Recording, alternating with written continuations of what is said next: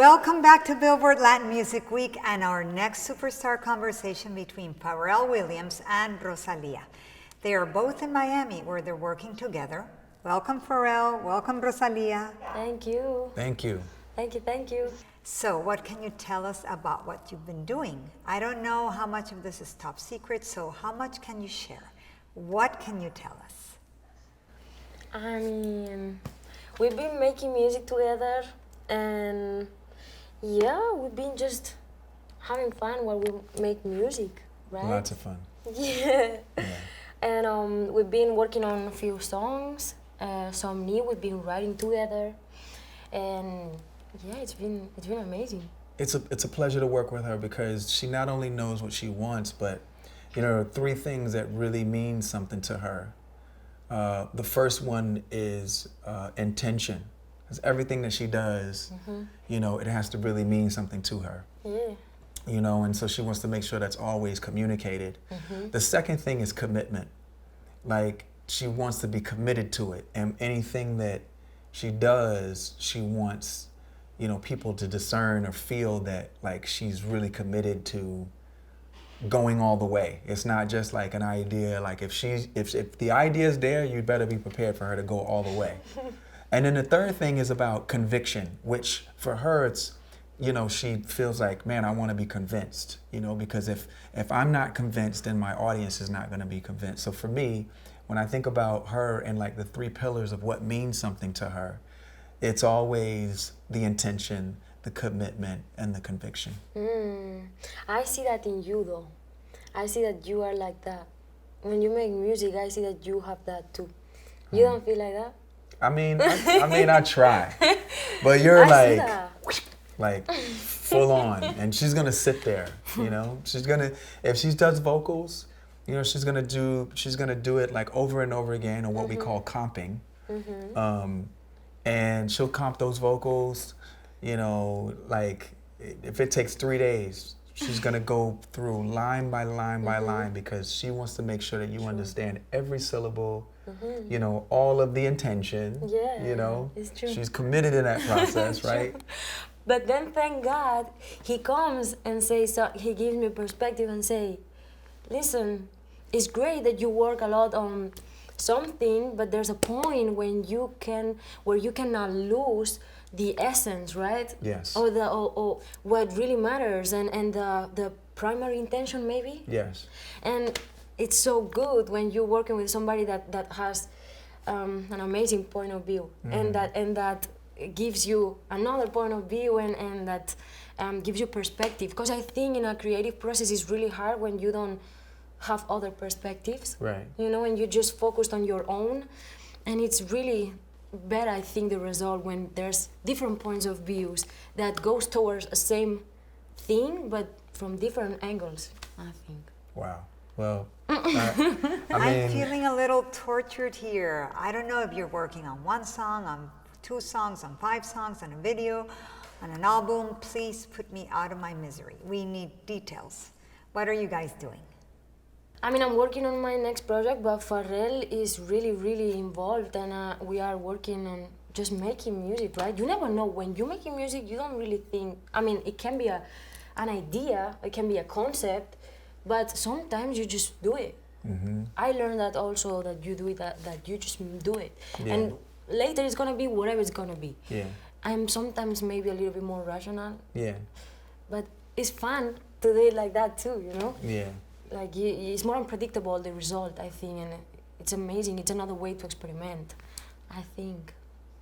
I want to also add that Chad is here with us too. Yeah, So and it's been amazing. It's definitely Neptune's, like, it's a whole other like vibration. It's crazy. And I've always been a huge fan of them, and it's like amazing to see how Chad works and how your connection, guys. Yeah. Like, it's amazing. I've always loved their music. And see them like produce, see them how they arrange, how they work, how they write. Like, for me, you're one of the best writers I've been like around for sure. Period. I want you guys to talk a little bit about how you discovered each other's music. Rosalia, you said you were a huge fan of the Neptunes. Can you talk to us about that? When did you first hear them? And Pharrell, when did you first hear Rosalia's music? I've always been a fan of not a specific genre or style, more artists and points of view. And I think that they brought something on the table that it was new and different. And I still feel like he's always fresh and he's always pushing. And I think that still nowadays when I hear the last record that you've done, and the Lemon song, and I was like, why I didn't do that? Like, you know, and it feels the same way with, I don't know, your productions. Thank you. Since day one, like what you did with Snoop, like a lot of things that you've done and people don't know about. Like you've been always very humble, I think. Because I always admired your career, you know, like you've been able to be an artist, but at the same time a producer behind, and it's crazy, like the freedom I think that you have when you make music. Wow. And I always loved his music. Well, thank you. And I will say that, like, you know, since the first time Rebecca, your manager, since the first time Rebecca ever mentioned you, I was like, really? She was like, no, you gotta understand, this girl's a badass. She's from Barcelona, Spain. You know, the way she looks at things is very different. She has amazing taste. She was like, but you know, the cool thing about her is that she wants to learn. She continues to learn. Like she loves to learn. She was like, I think you guys will be cool together. And I'm like, okay. So she plays me the video, and I cannot pronounce it. It's with a P. What? De aquí no sal, no, ¿cuál era? Antes de noche. The first one. The one that you saw that there's a car. Yes, yes. Antes de noche. Okay. Yeah. So she shows me that video, and I'm like, that girl's gone. And I was like, yes, set it up. Let's go in the studio. Let's for sure, like, I need to meet her. And then from the moment that I met Rose, she said that like infectious laugh and giggle that is very signature. It's her own one. And she's got a tone that has no time. It's a timeless tone. Like her talking voice, her singing voice, her head voice, and her chest voice, they're all very, very unique. And so when you meet someone that has that, like she has like amazing vibrato speed and lots of control. So she could like if she wanted to sing like R&B records, like she's got the voice and the chops to do it. So it's like when you're hearing somebody with all that potential, and then you realize they have this amazing visual taste as well, and like an affinity for choreography, I'm like, oh, this is gonna be crazy. So we go in the studio and we tinkered around a little bit, and we made one song. And she ended up very beautiful one. Yeah, you ended up performing at Something in the Water. It was crazy. But the crazy thing to me was like being able to, feeling honored and feeling like I got a chance to tell, you know, Sony, like, hey, Rebecca's got this artist, like, you guys do not let her out of the building. To say that to Afo, to say that to Rob Stringer, you know, chairman of like Sony Corp now, like, she did not let my words and my belief in her down. I feel like, yeah, I work very hard. Yes. Like really, really, really hard. But at the same time, we were talking about it too, that it needs things to be aligned. Yeah. And you cannot take all the credit of all the good things that happens, because there's a lot of people out there that they really work hard, and they're not in the same position. So I'm always grateful for that. Yeah. But at the same time, I've been thinking lately about the fact that women, a lot of times, we don't have the same opportunity to be as successful as men. And I'm not just talking about like, because I'm really grateful about what I have, but a lot of women, I feel like, Leila, tú lo sabes, que como que there's much more men than women, that they are like big, right? In our Spanish-speaking world in music, yes. There are more men than women that are successful, but there are women singing in Spanish who are hugely successful too. And I've been thinking about it, and I think that sometimes we act de una manera como sistémica, ¿no? Como que ni lo pensamos y damos por sentadas según qué cosas que hacen que a lo mejor muchas mujeres no tengan las mismas oportunidades de crecer y de que su negocio crezca como tendría que ser, y en cambio con muchos hombres sí que tienen a lo mejor la oportunidad, ¿no? Entonces, en ese sentido, solo por cómo se hacen las cosas en el negocio y por cómo la industria está montada, en ese sentido, pienso que hay mucho trabajo que hacer. So Pharrell, Rosalia is talking about how for women it's harder to pave the way. So I wanted to ask you both, what were some of your first moves breaking into the music industry in the early days of your career? So I want to answer that question, but I kind of want to go back to this woman's conversation, because my answer to your last question is very simple. I just continue to work. I love work so much that was what that like before you know it, it's kind of like you look over your shoulder and like you've gone miles, you know, because you just love to work. So mine is, you know what? The Latin culture is a beautiful culture. It is. Okay? And the Latin culture really, really, really, you know, when you think about the language, you know, it's not like English language where there's a word, it's just a word. With the Latin, if I'm not mistaken, okay, with the Latin language, Spanish, which is rooted in Latin, there is a masculine tense of a word, and there is a, how would you say? Como guapo, guapa? Yeah. Yes, there is a feminine and a masculine in Spanish. There's like a feminine and masculine way to approach the words. Yeah. So that says to you Yeah, right for then sure. and there, in the Latin culture, there is a respect for the woman, right? We need that to translate into the business. And I think the Latin culture can do a much better job at this than we could in the English-speaking world, because the very concept of the way that you communicate has a masculine and feminine aspect. So that should tell you that, like, when it comes down to the business, we got to respect Rebecca, you know, because what Rebecca, your manager, and women like her, what they represent is the balance, you know. And I know it's Latinx, right? But I'm speaking about the woman and her plight. Like, women are I feel like women are the species that are taken for granted. And at the end of the day, none of us human beings would be in this room, on this planet, La fuerza creadora. Sí. if it weren't for the conduit of a woman's body. All life comes out of a woman's body. So we have to give them that respect.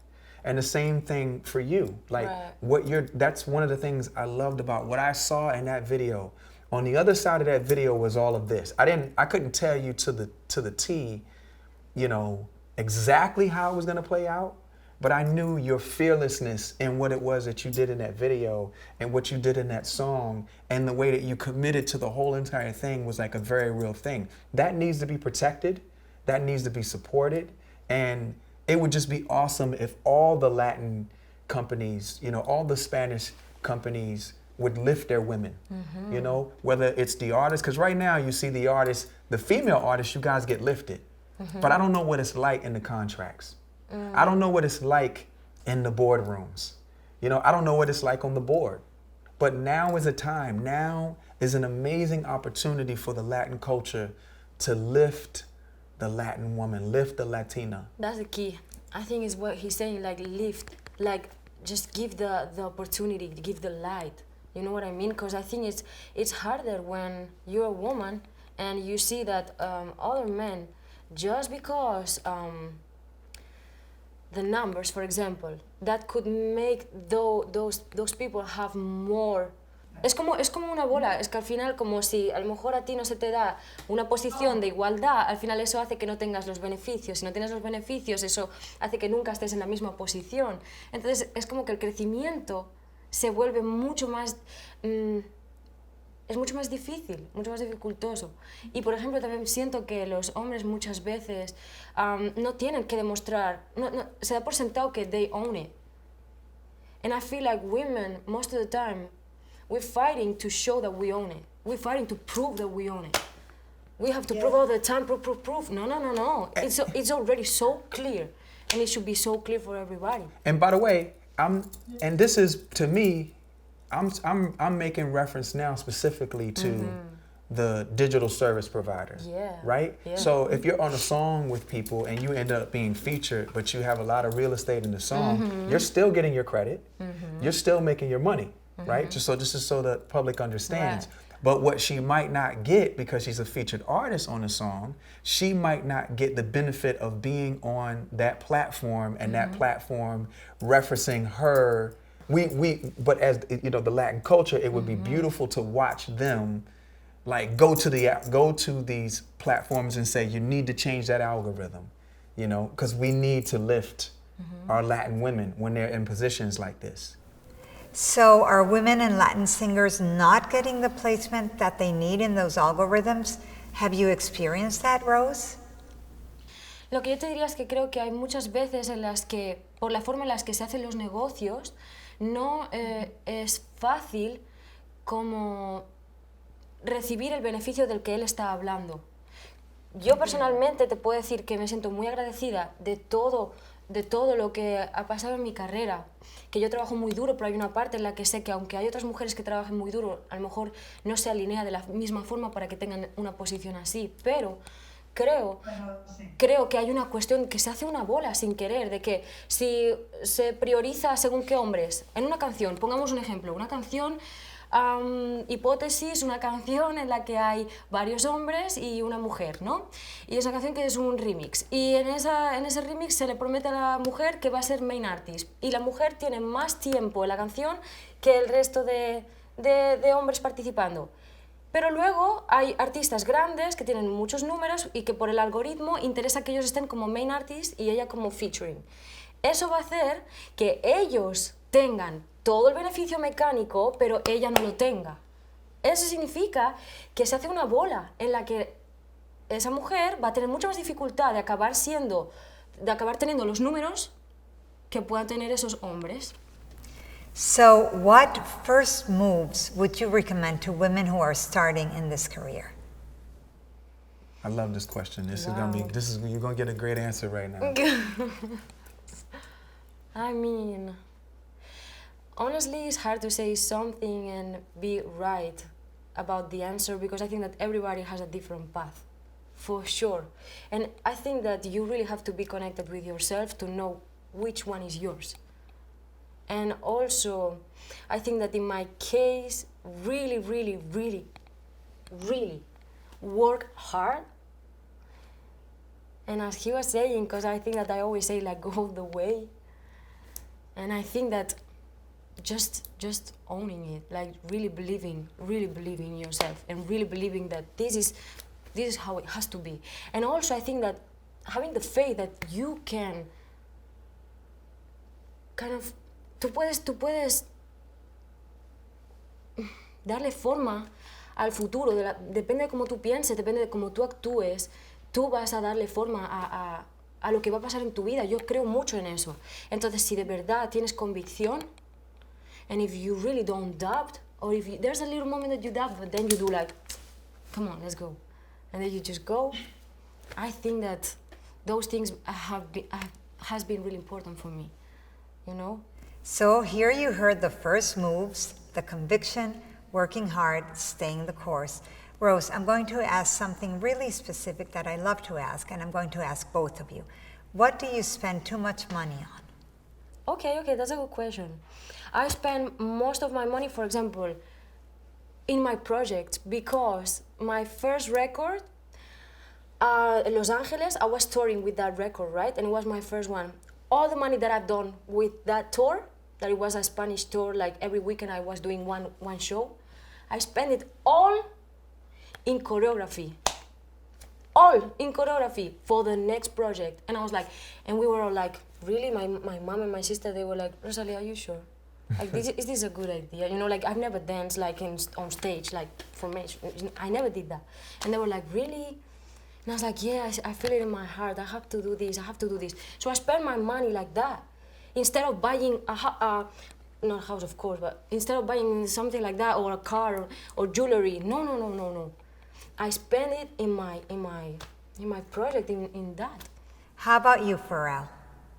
Me, like, my mom and my dad, my mom and my dad and you know, my family and that's kind of like it. I mean and causes and things that I feel like are really important, you know.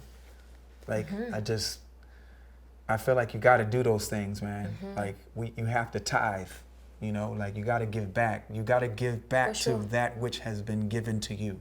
For sure. You know, the universe has given us so much, you know, and even in these crazy times, it's like you can't lose sight of that. You know, no matter how good it is, no matter how terrible it is, no matter how bland or blah it is, you have to remember that, to give back to that which has been given to you. I agree 100% with that, and I think I've been more aware about this mindset during this year. I think this year changed things. Like, I think now it's not allowed anymore I don't know, como el bullshit, ¿sabes? Como, you know? Like the crazy, you know, attitudes. Like, I think now, like, people is more aware. And I feel people is more generous now. And at least I feel like that. And the giving back is very important. I want to go back a little bit to the choreography, because for both of you, dance is so integral to your visual component. You know, the moves in the videos. I mean, Rose, you of course, but Pharrell too. I was watching a bunch of Pharrell videos before this interview, and I was like, You're like... I'm like, what did you watch? The dance elements are so integral to both your proposals, right? So how do you come up with the concepts, with the movements, with the moves? You were saying, Pharrell, at the beginning that even when you start to make the music, you're already thinking of it visually. And I think Rose is the same, right? Maybe I would say something that I see in you. Like, I feel like he's a creator in many different ways. And I can see that in everything that he does, not just the music, you know, it goes much beyond that.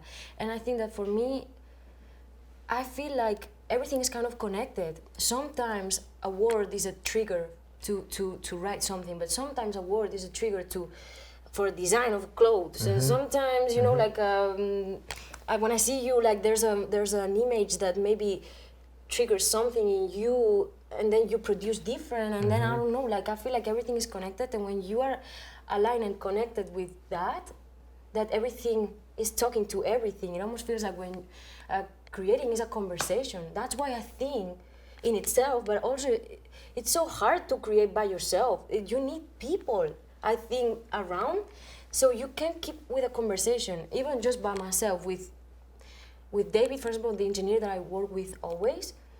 I'm so grateful that I can talk to him. Just talk to him, you know, because I could get so crazy just on the process of choosing something, and you get caught up in your own mind. But when you are in conversation, things get easier. And there's people that they say that art is a dialogue between artists, and I really believe in that, you know. And I think that also is a dialogue between things. Agreed. Right. Agreed. I think, and I think when you make music, again, talk about like inspiration. I feel like, again, I feel like you make music for more than just your fan base. I think you're making music for, like, you know, people who are in similar situations like yours and people who are in tougher situations like yours. When I think about like the gift of being able to work with you and the culture that you bring, you know, you may be from Spain, but your music appeals to other Spanish-speaking people.